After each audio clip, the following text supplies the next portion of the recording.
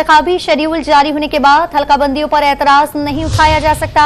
Supreme court ने Balochistan high court का हल्का बंदियों से मुतालिक फैसला कलअदम करार दे दिया।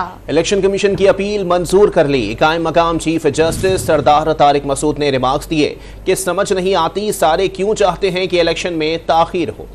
कायम मकाम चीफ जस्टिस सरदार तारिक मसूद की सरबराही में 3 रुकनी बेंच ने कोयटा की 2 सूबाई नशिस्तों पर हल्का बंदियों के खिलाफ अपील पर समाअत की। चीफ जस्टिस सरदार तारिक मसूद ने रिमार्क्स दिए कि उन्हें समझ नहीं आती सारे क्यों चाहते हैं कि इलेक्शन में ताखीर हो। जस्टिस अथर मिनुल्लाह ने रिमार्क्स दिए कि अगर इस दरखास्त पर फैसला दिया तो सुप्रीम कोर्ट में दरखास्तों का सैलाब उमड़ आएगा। जब इंतखाबी शेड्यूल जारी हो जाए तो सब कुछ रुक जाता है।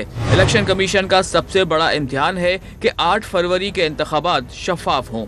जो इख्तियार कानून ने इलेक्शन कमीशन को दिया, इसे हाई कोर्ट कैसे इस्तेमाल कर सकती है। जस्टिस मंसूर अली शाह ने रिमार्क्स दिए कि इलेक्शन प्रोग्राम जारी होने के बाद हल्का बंदियों से मुतालिक तमाम मुकदमाबाजी गैर मौसर हो चुकी।